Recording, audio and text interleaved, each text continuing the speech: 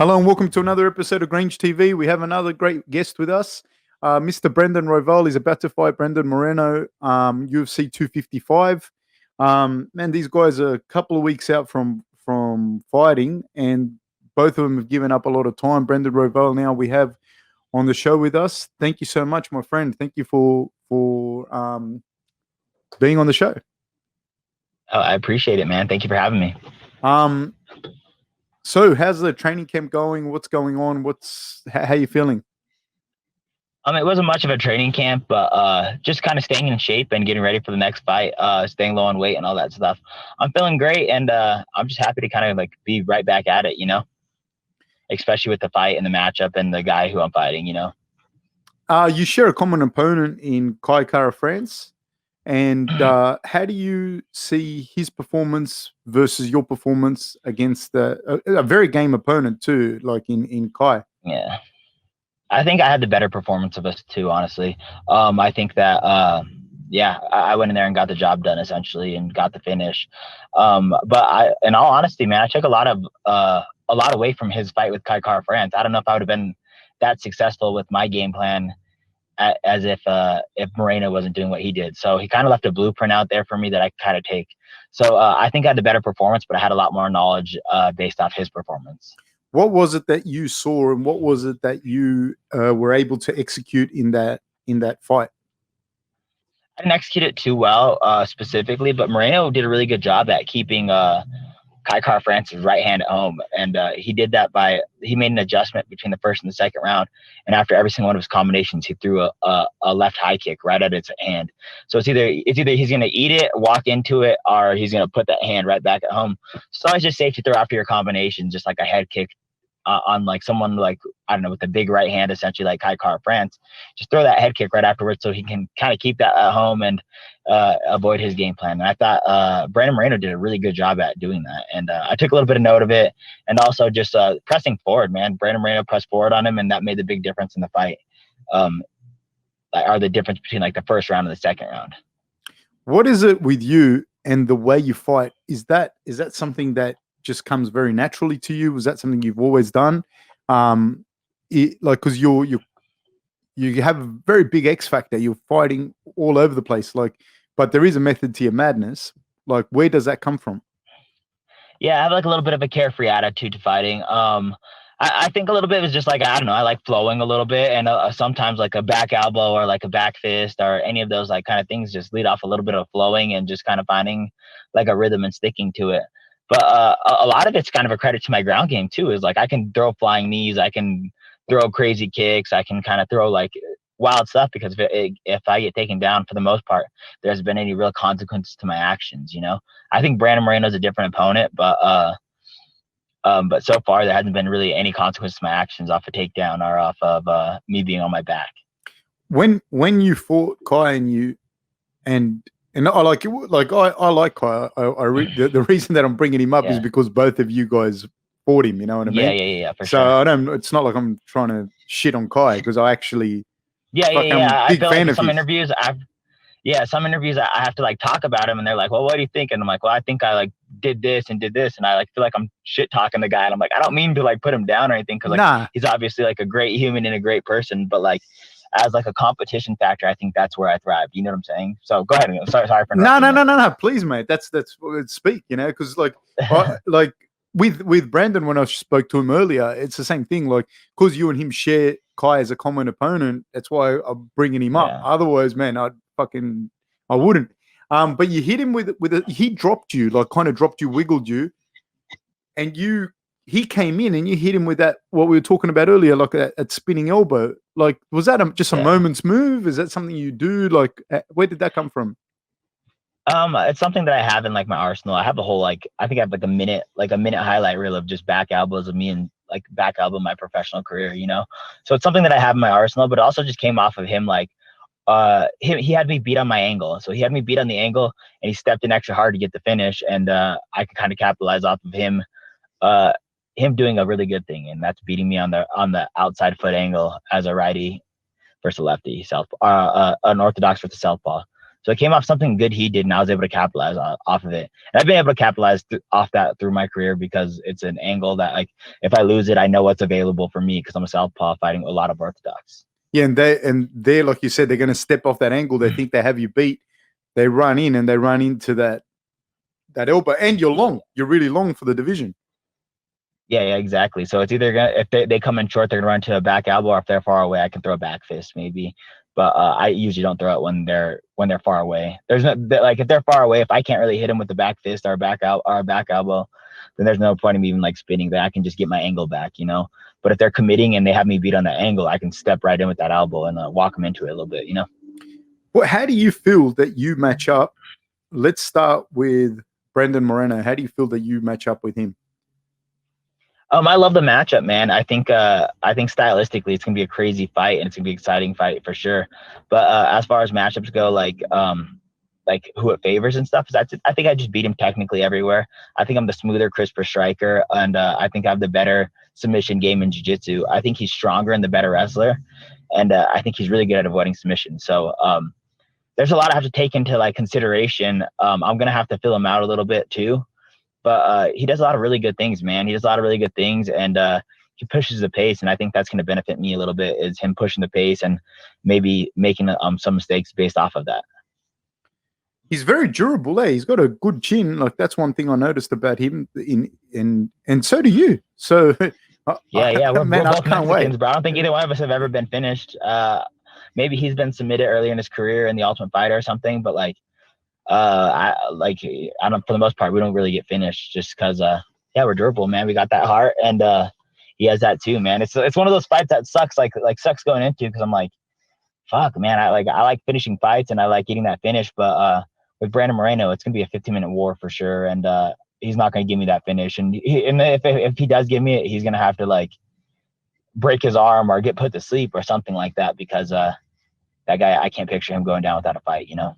And there's so much on the line too for you guys, because you guys surely would be first in line now. Whichever guy wins would have to be first in line for a shot. Would you not agree? Yeah, I would not agree with that, in the sense of like, I don't think that I'm gonna end up getting the title shot. I think Cody Garbrandt kind of skips in there, but I don't see why Brandon Moreno, if he gets a win off me, why he doesn't deserve that next shot at the title, you know. But I think maybe my route has to be a little bit longer, just because of where I'm at and how long I've been in the UFC and stuff. But that being said, is if I go out there and make a statement, I don't see why that wouldn't be able to kind of go out there and showcase that, you know? You know, sometimes I do interviews, and I'm not going to say who or what or whatever, but there's like, you know, I think like, fuck, you're a dickhead, I hope you lose, you know. But with you and Brendan, I know, it's one of those, right? I like you both, man, and I really like, I can't say, I'd be lying to you if I was like, I hope you smash him. I wouldn't say it regardless, but it's one of those things where like you're sitting there going, fuck, both these guys are good guys. And I was going to say, I disagree with you, man. I think like your run now, like, if you beat Brandon, he's ranked number 2, maybe Cody, but he how is he with his injury now? Like, where is that in injury? Yeah, I don't know where he's at, but they said that Cody gets the UFC title shot next, no matter what. But I think that Brandon Moreno's like obviously earned his stripes. He got passed up twice in the same card. How heartbreaking would that be, you know? And how bad is it want to whoop my ass based off of that, right? Like, yeah, I don't know, man. I'd like to think so, but I'm just not trying to keep it at the forefront of my mind right now, and just thinking that I'm getting that title shot next. And I'm not like an idiot, man. I'm gonna stay smart. I'm gonna go out there and if Cody Garbrandt's fighting the next champion, I'm cutting weight that same day. You know what I'm saying? I'm going to be on weight. I'm going to be like very careful if I win this fight and put myself in that situation. But I don't necessarily believe that it's coming to me necessarily, you know? How do you feel that you would match up with Davison or Alex Perez or Cody? Depending on how Alex Perez fights, I think Alex Perez is the only one that could give me trouble out of those guys. But that being said, I think I match up against Figueiredo. I can't say his name wrong a bunch of times. And Cody say Davison. I go with his first name because I always get it wrong. I always just say Figgy, man. I gotta keep that. So I think I match up against Figgy really well, man. I think that's a great matchup for me. And same thing with Cody Garbrandt. Cody Garbrandt, I think, is a really good matchup for me. And, why is that? What makes them good matchups for you? Because just the way they fight stylistically, they kind of leave a lot of openings. They go for it. Figgy, I think, leaves the most holes in all of his game, but he's so strong that there's no consequences to his actions so far. He looked like he was like 3 divisions above Benavidez when he fought him. And I like Benavidez a lot, but he looked like he was just so much bigger. Like, how the fuck was he even a flyweight? You know what I mean? Yeah. Well, one of the times he wasn't a flyweight, so yeah, it's true. He missed that weight, remember? Yeah. That's why it'd be beneficial for like Brandon Moreno to make 125 in this fight, like to make 125 on the dot. It'd be beneficial for me to make for the next fight, if I win, make 125 for that next fight, just because Cody Garbrandt hasn't made 125, and then Figgy's missed before, so it's like that chance and opportunity is right there, you know, and you'd be dumb to try to capitalize on it. 100%. And with Cody, how do you see yourself matching up with Cody? Why do you think Cody's a better matchup for you than Perez? Really well, man, because he has a lot of holes in his game too, and he's obviously a good boxer and has quick hands, but this is the flyweight division. I have quick hands. Brandon Moreno has quick hands. He doesn't have that speed advantage the way he has it in a bantamweight. He has that power advantage over me for sure, but he doesn't have that speed advantage, and I think have that little MMA IQ going over him too. And what is it about Perez you feel makes him a harder matchup? I feel like, I like Perez a lot, so just always trying to give him credit. But that being said, I think he could probably make the fight a little boring, and I don't know. And I think that's kind of like the way to beat me, and the blueprint to beat me is just kind of make the fight a little boring and make it more of a like a strategy game than an actual fight. I think the rest of them will actually fight me. I think Brandon Moreno is going to go out there and fight me. I think Biggie's going to go out there and fight me, and I think same thing with Garbrandt. Can you tell us about your journey? Like how did you come about? Because you exploded onto the UFC scene. You're already a champion before outside of the UFC. Can you tell us your journey? Yeah. So I was signed to like come back. When I first got signed to like a promotion, I had one fight with not PFL, but World Series. I had one fight with World Series. I got a knockout, and I got immediate like signed to Combate, and then I had a crazy fight with Combate, and then right afterwards I got signed with LFA, and then just kind of working my way up. I had a couple losses with LFA, and kind of had to work my way back through them and get my way to that title shot. And about almost a year ago exactly to the fight, I think is the same date of the fight that I won the LFA belt. So it's kind of weird coincidence that worked out that way. But yeah, so it's been a crazy year for me. How did you get into fighting? How did you even start? Like, did you wrestle in school? My brother and I were. No, never. I was in MMA. I was in MMA at school already. Like, so my brother and I, we started training. We started like watching boxing and stuff, and we started training with each other and like YouTube a lot. Like we're YouTubing stuff and YouTubing videos on how to like apply chokes and all this stuff. And it kind of just transitioned to me getting into actually like you're getting ready to go to a gym and stuff. So I went to a gym. He chose not to. How old were you when you started? When I walked into the gym, I just turned 16. How old's your brother? 16. He was probably 18 at the time. So he's older. He just probably was like a senior high school. Yeah. Okay. But at the time, like we were drilling way before then. Like we were like doing this stuff since like 8th grade. Like since I was like a youngin, you know. And we were fighting, boxing each other, and it was like a normal like thing for us. We were constantly doing stuff like that. And then it just transitioned to MMA. I went to an academy like right up the street, and I just had all these great people like Mark Montoya was the kickboxing coach there. Chris Camozzi was doing a lot of amazing things, and I just kind of got influenced and got to watch them make like a lifestyle out of it and a career out of it. At what point did you go, okay, this is what I'm going to do? Like my third professional fight.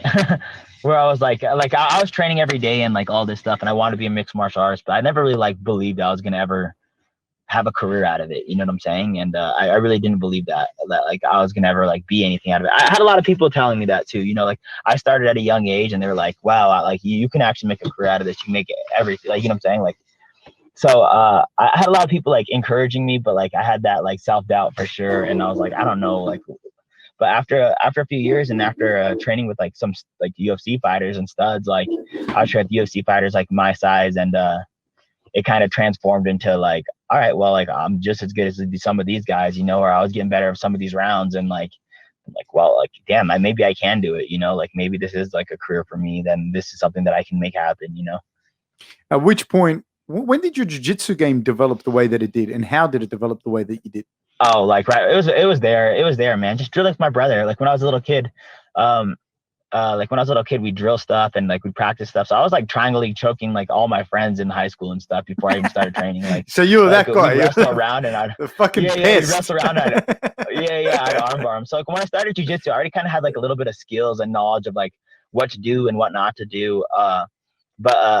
Like at 16, I started entering jiu-jitsu tournaments and winning jiu-jitsu tournaments and all that stuff. So it was kind of something that was like there, but it's also like a lot of like just drilling with my brother and grappling with my brother and spending hours and hours of just fighting with my brother all summer, which is really what it was, How come you never wrestled in school? Because at the time, the champions were Anderson Silva, BJ Penn. All my favorite fighters were strikers who did jiu-jitsu. I thought wrestling was ineffective when I was younger. Not like ineffective, but I didn't think it was the coolest thing. And I was like, why would I waste my time wrestling when I can get good at jiu-jitsu, And that was like my mind state, which is probably like my biggest regret looking back now. But my mind state at the time was like, all right, well, like, why am I going to learn how to wrestle someone when if it gets to the ground, I'm going to choke them out? You know what I'm saying? And I kind of just had a little bit of that mind state at a young age where it's like, all right, well, like you control the fight and you control where the fight goes, but you can just pick your poison kind of mind state, It was like, if you want to strike, then I'll strike with you. If you want to take me down, then I'm gonna try to choke you, How much wrestling do you do now? Too much, man. We wrestle like every day, a little bit of pretty much every day, but a lot of wrestling. Factory X, we were wrestling heavy for sure, constantly. And I had Joe Warren as one of my main training partners when I was like a younger guy. So couldn't avoid wrestling, but that being said is in high school I chose not to do it and I regret that for sure. Anybody who wants to be an MMA fighter should definitely wrestle in high school if they can. What was training with Joe Warren like? Because that seems to me like he just crazy fucking hurt you every day. Like he just seems like such a hard, strong dude. Yeah, it's a full-on fight, man. Joe Warren probably built me some character for sure, because I had a lot of ass whoopings, man, and I essentially was like one of his main training partners for one of his world titles, and I don't know, man. I took him my lumps from that guy, and I've given him back too, man. I've had the opportunity to whoop his ass a little bit back too, but I don't know, man. There's so much to learn from him, and like his mind state is so strong, and who he is as a person is so strong that I don't know, like it definitely brought like a different thing to you. And imagine being like 20 years old and knowing that it's Friday night and you have to go spar Joe Warren, who is getting ready for a world title, and he's that full-on craziness. So I don't know, it built a strong mental state into me, and like right off the bat when I was like starting off pro, and like I realized none of these guys are Joe Warren that I'm going to be fighting, and that's like a peace of mind, And so when around what time was this when he was, because was this would have been before he was at this would have been after he fought like Kid Yamamoto and Bibiano Fernandez and all of that, Like this yeah. Because you're too young be for after that for sure. Yeah, way after that. Yeah. It was after that. So it was when he was in Bellator. Okay, so I'd help him with like Dudo or whatever his name, Galveo, and fights like that. Yeah, and there was like a bunch of other southpaws they fought, honestly. And did you do a lot of MMA with him, or did you do a lot of wrestling with him as well? No, I would do MMA rounds with him, and obviously it leads to wrestling because he would just take me down, and like then I'd have to try to get up, and like, you know what I'm saying? So like, it was MMA rounds with him for the most part, but it's obviously a lot of wrestling and defensive wrestling and trying to get up and building that mind state of just attacking submissions and staying in the pocket of this like situation of some beast of a man trying to wrestle you down and beat you down, So from a wrestling perspective, in fairness, as much as your style is jiu-jitsu heavy and Muay Thai heavy, it's you're very comfortable with the wrestlers. You've had that experience. You've trained with one of the best wrestlers out there. Yeah. I can definitely get my way up and work my way up and wrestle. It's unavoidable for me. It's what we have to do at Factory X all the time. And Joe Warren's one of our wrestling coaches, and we're in Colorado with a bunch of Olympians all by us. So we have Olympian kids come in and wrestle us, and I don't know. So wrestling's not anything foreign to me at all. is Joe Warren angry all the time? This is just No, my not at all. vision. He's just My vision of him is he's always angry.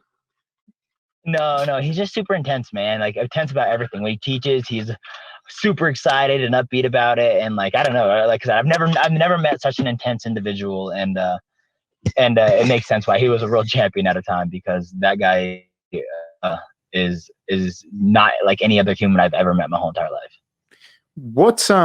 What was your family like? Like, so you obviously have a brother, and what was the rest of your family like? My family, a little bit of like, I don't know. My parents are like the most centered, relaxed people I've ever met my whole entire life. Like my dad is like the voice of reason to me. Like I don't know. He's just very rational person. My mom is like hardworking, all over the place. She's a little bit more like me. I'm all over the place. I'm super fast paced with everything I do, as you can like tell as I'm talking. But yeah, just like that, man. Just like I don't know. I had like really well balanced parents, man. I'm really grateful to have them in my life. Would you say you're more like your mum, like overall? Because you fight like that. I would share. Yeah. I fight and act like my mom. Like if you're around us at the same time, our mannerisms are very much the same. But I don't know. I think I'm well balanced between both of them. Honestly, I look just like my dad, but as far as like personality wise, I'm well balanced between both of them for sure. You were real hard on yourself after your win with Tim Elliott, and you were very emotional throughout the thing. Are you an emotional person in general? I think fighting is just like a dream to me, man. And I like, it's everything I've ever put like my work to. It's like, I don't know, me fighting and me performing is like my life's work coming out. You know what I'm saying? And if I go out there and don't perform, and I go out there and underperform or do to my uncapable, like not like capable of doing what like I am capable of doing in the gym. You know what I'm saying? I don't know, man. I have a real hard time. I've kind of lost my shit on several wins, man. So I don't know. It's something I need to work on, and it's something that I need to be happier, because when the wins come, I need to celebrate it, because the losses suck so bad. You know, I can't treat a win like a loss every time, because I don't know, man. That's not gonna be good when I lose and fucking full on freak out. You know. What was it about the Tim Elliott fight that you felt you'd underperformed so badly? I just felt like I just got manhandled the whole entire time, honestly.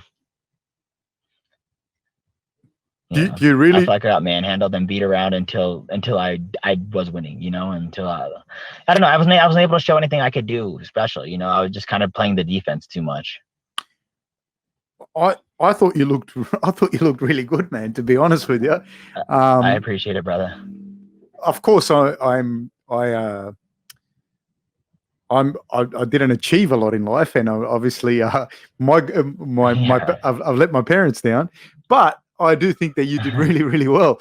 Like I thought that Tim set, like, correct me if I'm wrong, you were in there with him, but I thought that he set like a really, really strong physical pace from the get-go. Me too, yeah. And when I was looking at it, I was thinking, like, this guy, I was looking at it as it was happening, and I thought, Tim Elliott, I think he's very good, don't get me wrong, but I was like, this guy's better than I thought. If he fights like this for 3 fucking rounds or 5 rounds, whatever, like, this guy's better than I thought.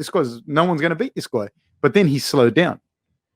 I don't feel that he could keep that pace. Like, I don't think, this is just my opinion on your fight, I don't think that it was so much he manhandled you because you weren't good. I think he's just came out like it was a 7-minute fight, if you know what I mean. Yeah. He went guns a-blazing at it. Yeah, and so like I still don't see what you did that was so bad. Like because then you capitalized on it when you had to. Like he came out to put you away in the first 5 to 7. I feel, and then you came out and you won. Like and did you get a bonus for that too? Yeah. Fuck, man, that's your UFC debut. And that's another thing is like, I was working a full-time job, and I knew that like if I didn't get a bonus that fight, that I was gonna be able to get it, like to quit my job. So it was like in my head, like I'm gonna go out there, fight Tim Elliott, and I'm gonna go win a bonus. And like that was like my only goal, my only mission, to go out there and put on a performance and put on a fight, you know. And I don't know, I just felt like that didn't happen, and I'm glad I got the bonus, but I don't feel like it was the most deserving thing in the world. Do you feel that when you have that mindset, I'm going to go out, win, and get a bonus, that you're putting a lot of pressure on yourself? Yeah, but also I'm just putting it out there that I need to go. Like, I don't know. Maybe that fight I did. But that second fight, I knew I was gonna go get a bonus too. So I don't know. Maybe not. Maybe I'm just putting like a high expectation to myself. So maybe and maybe not. Like, I don't know. I'm still gonna go bonus chasing because I don't know. That's a big $50,000. It's 50,000 extra dollars. You know what I'm saying? So I'm trying to go out there and get performance and bonus and fight of the night and all that stuff. And then that mind state, I don't think will ever change really. Do you think your style though just lends itself to that excitement regardless? Like you don't really have to chase it. Like the way you fight is just, it is an exciting, erratic, chaotic way, but you're also very measured too. So I think it just lends itself to that. Yeah, that's exactly actually. It's more of like I expect myself to go out there and I know I could go out there and get that bonus any which way I can get it. I have a lot of crazy fights and that being said that leads to bonuses and yeah, so I just have that expectation, Because you were like genuinely upset. I was watching it and I was thinking like, why is this guy fucking upset? Like you really performed well, man. Like you against him, like good on you, man. And tell us about your job, because from my understanding, you work nights at a juvenile center. And yeah. How did you get into that job? Because it sounds like you genuinely like it. And I love that job. I'll go back to it. Just want to make a difference. I think I just saw it on like something I applied for, and just it was something that I was like, oh, I'd be good at that. And like, I don't know, it worked out really well. And then I had to switch to overnights later on, but I worked with the kids for the majority of the time, as I was just working with them all day. And I don't know, man, it was really cool, man. It was a really cool experience. And I'm trying to go back now as like a mentor and just stay kind of in touch with that thing, and so I can go back after the UFC, but definitely just trying to like stay around that crowd. And I don't know, man, I feel like people can see me chase my dreams and change my life, man, and why couldn't it happen to them? What was it that drew you to that in the beginning? Honestly, just opportunity, hearing about it, and it kind of led to that. But like, that being said, is like, it was just something that I knew that would, like, I don't know that I would enjoy right after that. Were you a kid that got into trouble yourself when you were a kid? Not really, man. I've got in trouble a little bit, but not like the trouble that they were facing, not like anything like that. Did you always like fighting? Did you always like? Oh yeah. We were fighting from the get-go. I got a lot of fights growing up and stuff. If that's what you're asking? Oh no, I was just curious. Like, so you got into fights growing up with people? Yeah, a lot of them. Yeah, a lot of them. A lot of them were like just like planned fight. Like, you know what I'm saying? Like, all right, well, I think I could beat you up, kind of thing, like a friendly fight. Like what we're doing now is like, I think I could beat you up with my skills, and like vice versa. So we'd end up fighting like that, like just like skill for skill and just seeing who has it, So we had a little bit of that mentality. I think I fought everybody in my neighborhood at a time, so. But you didn't really fight people. Like, did you fight people through altercation, or just through altercation? Not often. No, I mean, I had before, and but like not often. It wasn't like I'm not really the one that's like getting in too many fights or anything. But like, yeah. No. It's always kind of been through that, like a little bit, like more of like a planning competition type thing, Yeah, because the thing that when people tell me they've been into heaps of fights, I often wonder, how do you get into 20 fights? Like, but I understand. Yeah. I understand if it's like, to you, if it's like, hey, we're playing basketball, let's go play. I get that. But people that have like massive altercations, because I think like, dude, you seem like a good normal person. How the fuck do you get into altercations? It turns to like, I'm like, hey, bro, I think you're the problem here if you're getting into fights. Like, I think you're the asshole of the situation. Yeah. So they were planned fights. Yeah, a little bit. Yeah, a little bit more planned than anything is kind of what it went down to. So who were you at school? Like, if we were, say, in year 10 together, who? A little bit of everything, man. I was a little bit of like an athlete. Hung out with some of the little kids that were getting in trouble. I had friends that were on the honor roll. I was a little everywhere, bro. I like, I don't know, like I'm like what do they call it? Like I'm like a cockroach. I survive anywhere, What you said you were an athlete? What kind of, like, what did you participate in? What sports did you do growing up? Just like I played hockey actually when I was younger. Ice That was hockey? like my thing. Yeah, ice hockey. I knew how to play hockey. You grew up in Colorado playing ice hockey. Yeah. Yep. A lot of Mexicans play ice hockey? No, that's why they put me in ice hockey. They're like, you're guaranteed a scholarship if you play ice hockey. But I only grew to be 5'8", 5'9". So it was like you can't really go do any of that there. Are they very big, the hockey players? Yeah, huge. Hey, bro, honestly, man, I have to run pretty soon, so I'm sorry. But No, it's all good. I need a couple more questions. It's all good. I'm so sorry, man. No, it's all right. I was going to ask you, just tell us what fight day's like for you. Like when they come in, they say to you, 5 minutes, ready to go, blah, blah, blah. My mind's all over the place, man. I think I like picture everything I've ever wanted to do. You know what I'm saying? Like everything I ever wanted to do, and just kind of like I put a lot of love into this, and I think that right before I go out there, it's like I love this sport so much. I put a lot of love in here, and I want to get out what I put in, you know. And I have a little bit of that going through my mind. Okay, cool. Are you very nervous? Are you someone that gets very nervous? Yeah, I'm all over the place with it. All right. No worries. Look, hey, thank you so much for your time, and thank you for giving up your time. I'm so sorry, man. No, it's all good. I appreciate you, brother. Have a good day. No worries, mate. Right, Take care. Bye-bye.